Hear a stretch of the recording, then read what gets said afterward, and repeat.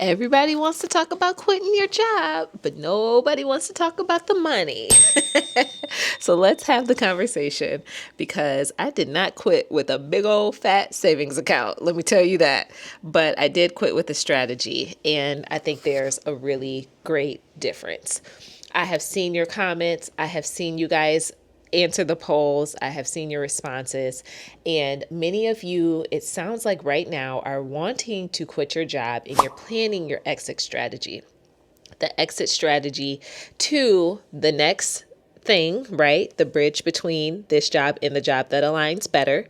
Your chosen life, like I've mentioned so many times before, is the life that you are creating before the dream life, because we still live in this beautiful reality of life where we understand that we still got bills that need to be paid. We got business that needs to be tended to. We got stuff that got to get handled. Okay. The kids got soccer coming up, honey. You're trying to do a little bit of traveling here and there. You still need your hair done, your nails did. You got to take care of your mama.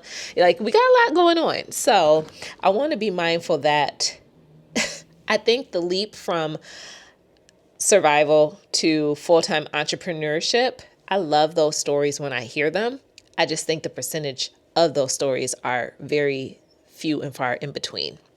And I think the bigger reality of taking a leap from survival to your chosen life gives you a second. It gives you that minute to just breathe. You can kind of like, pull your hair back for a minute. Like, bills are able to be paid consistently, overflow in advance. You have room to live your life a little bit in a way that you haven't before. You get to tiptoe out of survival mode a bit more.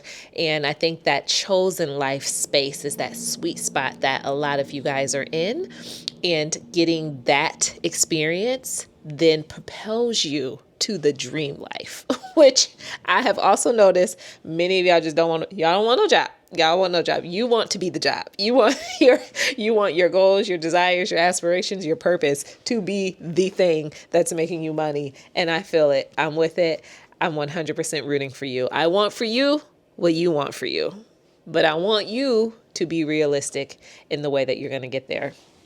So that is a huge difference. And I wanted to be upfront with that. Now, I got notes. I'm becoming a note girly.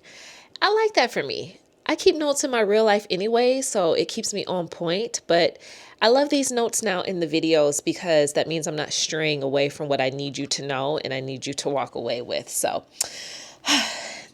I'm new here.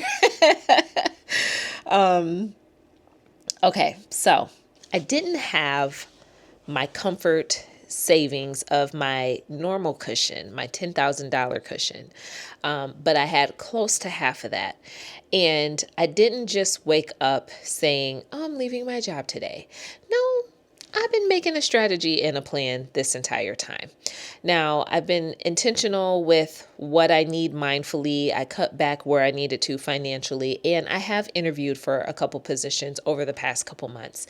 I don't know if y'all been interviewing, but it's been a little bit like crickets. And I'm like, okay, for some of these roles, do you want me? Do you not want me? Are you hiring me? I've been ghosted before.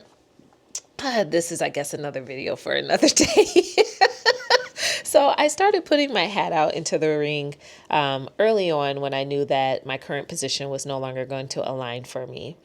And I feel like I've been in an interesting space of transition, right? Because I did make the leap and go back to school a couple years ago. So what is this space that you're navigating when you know that your current thing isn't the it thing and it's not going to align or work for you anymore, but yet you're trying to get to the thing that is going to align and work for you, and you're in like this in-between waiting period? So I didn't leap into nothing. I built a bridge for myself while I've been able to still essentially stand on solid ground and at least financially have a bit of a cushion, better than no cushion, while I'm giving myself a moment to dip my toes in the water. Most people think the exit strategy is to save a bunch of money and then quit and then figure it out. But I flipped that. I wanted to figure it out first before I left, then leave. And I think this is the piece that we need to talk about and share more. This is the piece that people need to be able to see more too, so they feel like it's something that they can confidently do. It's attainable for them as well when you're trying to like maneuver and make these decisions. So something I also did, I upgraded. I did not downgrade. The quality of roles or positions that I'm looking for would greatly surpass what I'm currently making or what I was contracted to make with my most recent role, right? Now, I'm speaking from a place of hypothetical, just in the positions that I've been looking for. And I needed to push to a position that's going to get me to the chosen life again. I've been there before. I'm ready to go back. This other stuff has been real ghetto. I don't want no parts. Opt me out. So this is where my mindset was. I'm like, okay, Renee, anything that you do, it needs to be an upgrade. Alignment, but upgrade. And those non-negotiables that I already have for what I need out of a job, I was not wavering on them. So any position that just felt like a red flag, I ignored it. I even had a good girlfriend of mine reach out with a role that was opening with her company that I would have been great for, but it had so many red flags, baby. The red was turning pink. It was turning fuchsia. It was just like, oh yeah, nah. And it's the pay. Oh, the pay would have been fantastic. I would have been traveling, but at what cost, right? Because I'm not trying to make any repetitious decisions that are not going to serve me and elevate me. So I turned that down. So choosing yourself doesn't mean choosing to be broke. Tired of that story. I do believe that you can follow your purpose and make money. And I think those things do not have to be in competition with each other. Choosing yourself is elevation. It's trust. It's choosing that the no that you gave here is propelling you towards the yes, because you're choosing and deciding that alignment is available, that you can have a job that's in alignment, even if you've never been there before, never had it before. What else did I do? I ran the numbers, honestly. Like, I looked at my bare minimum and what do I actually need to cover my transition. My expenses aren't high, but I have to be mindful because I do support my father, and I contribute, and I want to make sure I'm not just making reckless decisions that leaves any of us hanging dry. Okay.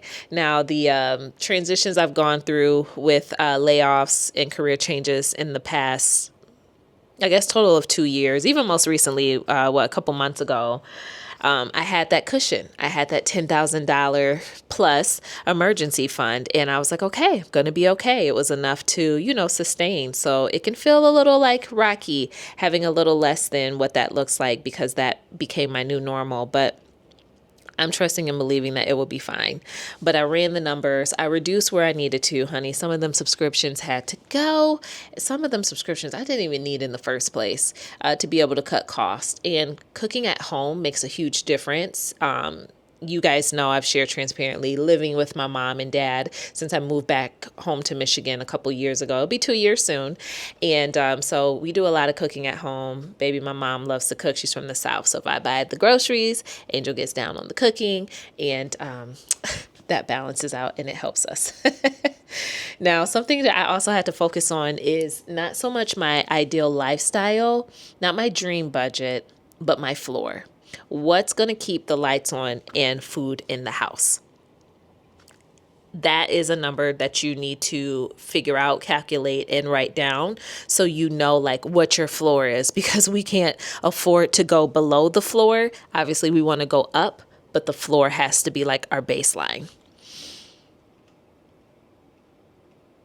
Okay, and then I had, like I mentioned to you guys, a cushion, not a safety net. A few $1,000s isn't freedom money. That's like the ultimate emergency money. I don't know what emergency I could have that would cost that amount. I don't have a car note. There's other things that I just don't have that would put me in that position. but it is breathing room, right? It gives me a moment to make sure that the essentials are still taken care of, the living expenses are taken care of, my dad's medication, I'm paying for that. Like it just gives me the breathing room that I need to have, and it's enough to cover the gap between like paychecks and that transition for a period of time. So mindfully make sure you got a cushion. And something I wrote on here too, you don't need a year of savings. You need enough to not make decisions out of panic. We know what it's like to make a decision out of scarcity mode. We know what it's like when you feel like your back's against the wall and you feel like, oh my God, I'm one paycheck away from an emergency. I'm one check away from being put out on the street. Like I'm one check away from, those things. You want to make sure that when you make this transition, as you're creating your exit strategy, your exit plan, that it doesn't put you in a compromised position, that you are mindfully still operating with some thousands, right, that can still provide support in the instance that an emergency arises. And then I timed it intentionally. I didn't quit on a bad day or out of emotion, even though I had many moments where I really wanted to. Many moments that I told you guys in the parking lot of Starbucks, closing that laptop shut out of frustration, moments where I'm like, yeah, I just can't really do this anymore. I didn't quit out of those emotions. I mindfully timed when this exit was going to be, and I knew that it was going to be before my birthday. I originally thought it would have been a few months back, but I realized I couldn't afford at the time to quit a few months back. So I'm like, okay, I don't want to go into the next quarter. I don't want to go into the next month still dealing with this and still feeling this way. So I waited until I started to build a bridge when I could choose when to leave, not just when I wanted to leave because it felt like that bad. I hope that makes sense. There's a difference between an emotional quit and a strategic exit. I felt like quitting every day for weeks, but I waited until I could actually leave on my own terms. Yeah. So, some things that I want you to think about. This is actually a framework that you can do right now. If you're sitting at the job and you're thinking like some of the things I said resonated with you, you can't afford to leave. You feel like, how am I even going to do that? Renee, I hear you, but is it possible? What does this actually look like? And I've seen some of those statements in the comments. Okay, girl, but now what? And I 100% get that. So I want to give you 5 questions to ask yourself. Question number 1, what's my floor? What's my floor? What's the bare minimum that I need monthly to survive? Not thrive, but to survive during a job transition. Number 2, what's my bridge? Am I looking for the next thing, or am I just dreaming about living? That poll that I put out, some of you guys were in that space of dreaming and you haven't executed or taken next steps to even look further or look out or start to connect with your network and community. So are you looking for the next thing, or are you just dreaming about leaving? Because the exit strategy starts with what you're moving towards, right? Question number 3, what's my cushion? How much do I need saved to cover the gap between my last paycheck here and my first paycheck there? It's probably less than you think, but only you will know that. So you got to figure out what's your cushion. Number 4, what can I cut right now? And remember, this isn't a forever cut, just during your transition. What subscriptions, what memberships, what habits, what expenses can pause so your cushion stretches much further, right? Number 5, am I running my numbers or running from them? Because most of us don't even know what we spend. We just know we're scared. So pull up your bank statement, Pull up those last, couple drafts, look at the last 3 months, and then get honest. The fear of the numbers is almost always worse than the actual number itself. So when you assess all 5 of those things, those 5 questions that I shared with you, that'll be able to put you in a better position to have a better idea of what the intro to your exit strategy can look like. This is actually one of the sections that I walk you through in the exit strategy workbook. The financial planning piece is there. It's in there, but so is everything else that we've just talked about. The emotional prep I have in there, the timeline, the identity work that's required for you to start mentally shifting into whomever you're becoming. Because whenever you are stepping into something new, whenever you are leaving, going into whatever, it requires an identity shift. And we don't want to skip over that piece. The money part of the plan is not the whole plan. It's just not and I think that's the piece that we highlight so highly, right? Because you do need money to live. It's, an exchange of energy, currency. You need it to function and operate. Okay. If we could move out here on faith, baby, I'd be moving mountains, buying real estate property and buildings and everything else. But we need money to get by. And I get that. But the money piece isn't the biggest piece and is actually not everything. This is why the exit strategy workbook has these additional modules in there that I walk you through, because it's very intentional. And for my day ones, I got really inspired by I saw an image the other day of J. Cole popping open the trunk of a Honda Civic to sell his CDs for $1. I don't think they were really $1, but I guess back in the day, this was something that he did, pulling up to the different colleges. I got inspired by that because it just reminded me, never forget your day ones. The ones when you were kind of getting it out the mud, when you were just getting going. Maybe you were couch surfing until you got your place. Maybe you were hustling with somebody that always looked out for you. Somebody's mama always cooked for you. Somebody always did your hair. Your homegirl always knew how to braid. Those people that got you by when you financially couldn't get by yourself. Don't forget the day ones. We got to show the day ones love. And I'm going to be so straight up with you guys. Y'all are my day ones. We are day 70 in this thing since I've been on here talking, and y'all have been here, and I'm not forgetting my day ones. So this is why the day ones get the exit strategy workbook on pre-launch, available right now for $77. That's for my early supporters.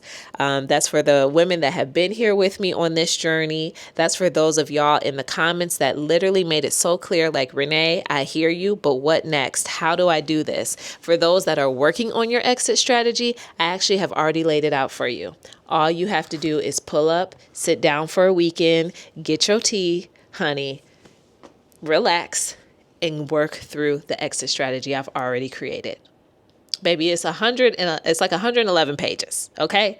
Don't come for me, because it's a lot of space for you to be able to write and think and reflect and prepare and plan. And the modules are unlike anything you've ever seen before. And I'm not even going to hold you. If I had this when I had that other job a couple years ago, that probably would have got me out quicker. But you know what? This timing is the right timing because it's for this season. So I've been making this exit strategy as I've been planning my exit and walking through this process myself. This is how I know it's good. And it's good to the point where once I'm officially licensed as a therapist, this will be available for my clients. Okay? This will be available for my clients. So y'all are my day ones. I'm so grateful that y'all have been just rocking with me here. I know we've been taught that you need to have it all together before you make a move. That's just not always the case. But I believe there are specific things that you can have in order to make a move that's not out of panic, that's not out of desperation, that's not out of urgency. We hear that you need to have the perfect savings. We see people that have had the perfect plan. We hear those stories where I had $5.99 left in my bank account, and then I started the business. I took those $5 and I started that business, and I made $2.3 million that year. Okay. All right. We hear those things so often. But I'm telling you, I have left with a strategy and a cushion, not a fortune, but a cushion enough. And I'm grateful to even have a moment like this where I can breathe and just record and talk to you guys with ease. And I'm standing on the other side of very freshly that decision and that feeling that I've made. And I've felt more free just even in this past week than I have in the past months, probably 3 or 4 months. So I'm excited for you. My day ones, you don't need perfect, you just need a plan. And you need to stop letting a number in your bank account determine or hold you hostage in a life that is draining you. I don't want that for you. I don't want that for anybody. Nobody at all. So, link in the bio. Is this a bio? Link below. Click it. Get it on pre-sale while it's available until my birthday.